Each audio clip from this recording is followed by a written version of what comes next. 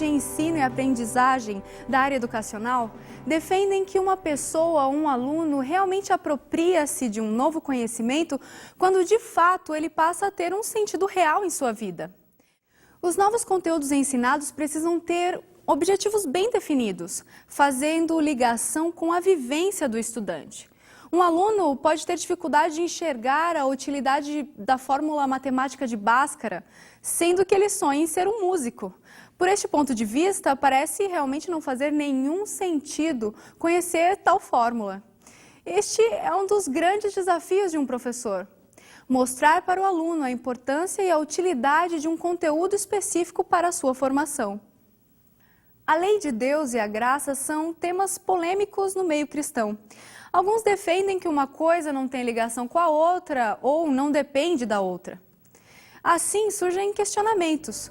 Somos salvos pela lei ou pela graça? Se somos salvos pela lei, qual é o papel da graça? E se somos salvos pela graça, para que serve a lei?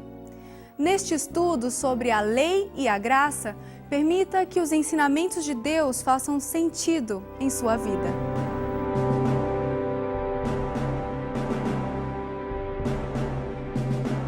Olá, tudo bem? Hoje vamos fazer um estudo muito importante sobre a lei e a graça. Até o estudo anterior, analisamos os 10 mandamentos e também as bênçãos da lei. Mas hoje é preciso que uma pergunta seja respondida: somos salvos pela lei ou pela graça? Esta pergunta tem sido feita há séculos por pessoas e religiões diversas. Um jovem muito rico procurou Jesus e lhe perguntou: Mestre, que farei eu de bom para alcançar a vida eterna? Respondeu-lhe Jesus: se queres a vida eterna, guarda os mandamentos. Isto está aqui em Mateus 19, 16 e 17. Mas você pode ler um pouco mais até o verso 22, por exemplo. Note que Jesus foi claro ao dizer: guarda os mandamentos. O carcereiro perguntou a Paulo e Silas: Senhores, que devo fazer para que eu seja salvo? Responderam-lhe: crê no Senhor Jesus e serás salvo tu e a tua casa. E isso está em Atos, capítulo 16, versos 30 e 31. Agora eu pergunto: somos salvos pela lei ou pela graça? Muitas pessoas se apegam à passagem como Atos 16, para tentar dizer que a salvação é pela graça e que a lei foi abolida.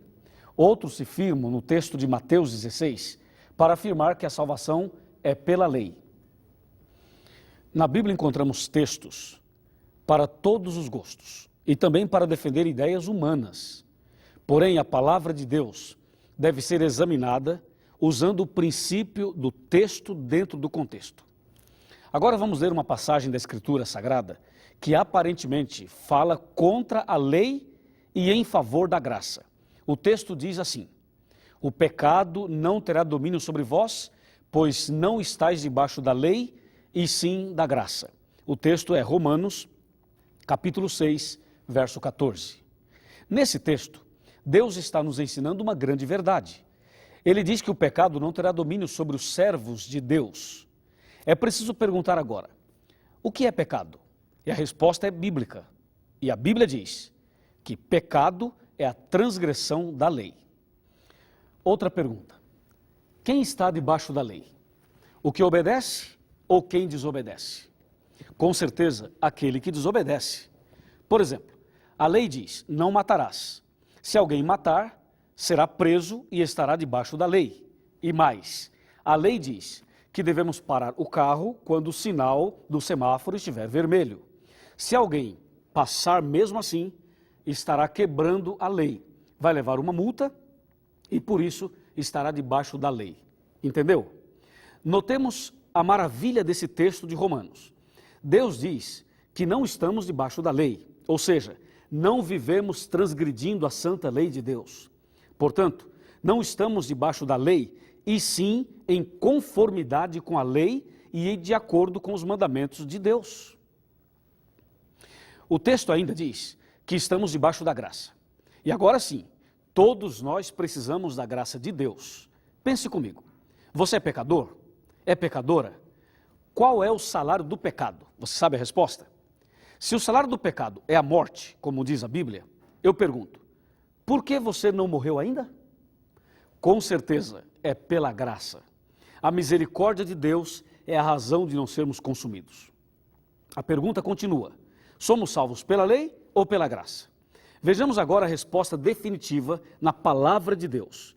Abra sua Bíblia em Efésios 2, versos 8 e 9. E vamos ouvir o que Deus diz. Está escrito: pela graça sois salvos mediante a fé. E isto não vem de vós, é dom de Deus, não de obras, para que ninguém se glorie. Finalmente, podemos afirmar que a salvação é pela graça. E se a salvação é pela graça, a lei foi abolida? Sim ou não? Para que serve a lei? A santa lei serve de espelho e mostra a real situação daquele que se olha no espelho de Deus, os mandamentos. O espelho apenas mostra as manchas, mas não pode tirá-las. Assim, a lei mostra o pecado em nós, mas não pode nos purificar e muito menos nos salvar. Quando olhamos no espelho da lei, sentimos duas coisas. Primeira, o quanto somos pecadores e quanto estamos perdidos. Segunda, precisamos de um Salvador, precisamos da graça de Deus. Quem é salvo pela graça é salvo de alguma coisa, neste caso, salvo do pecado. Considerando que pecado é a transgressão da lei, não poderia haver salvação pela graça se a lei tivesse sido abolida, você não acha? Assim, quando alguém afirma que a salvação é pela graça, sem saber, está afirmando que a lei ainda está em vigor. Porque se não há lei, não há pecado. E se não há pecado, não existe salvação pela graça. Portanto, a Bíblia Sagrada afirma que a salvação sempre foi pela graça, mesmo antes de Cristo, ou seja, no Antigo Testamento. Nós, adventistas do sétimo dia, acreditamos que a salvação é pela graça. Acreditamos também que os cristãos devem obedecer aos 10 mandamentos pela graça de Deus. Considere isto: a luz brilha não para ser luz, e sim porque é uma luz. A laranjeira produz laranja não para ser laranjeira, e sim porque é uma laranjeira. O cristão guarda a lei não para ser cristão, e sim porque é cristão. Guardamos a lei não para sermos salvos, e sim porque já estamos salvos em Jesus Cristo. Que maravilha! Depois de entender bem melhor este tema, você está em condições de tomar uma decisão hoje. Hoje, Jesus quer libertar você e levá-lo a uma vida de salvação diária pela graça. Mais que isto, Ele deseja abençoá-lo para que você seja obediente aos santos mandamentos de Deus. Jesus disse: se me amais, guardareis os meus mandamentos. João 14, verso 15. Bem-aventurado o homem que tem prazer na lei do Senhor, e na sua lei medita de dia e de noite. Salmo 1, versos 1 e 2. Receba agora a graça de Deus e seja feliz. Não importa qual seja o seu problema, Deus tem uma bênção especial para você hoje. Ele quer lhe dar libertação do pecado e poder para vencer. Esse é o desejo do seu coração? Então lhe convido a orar comigo. Esta oração é para que Deus nos dê a sua graça, nos dê o seu poder, para sermos fiéis aos mandamentos dele, pela graça. Oremos.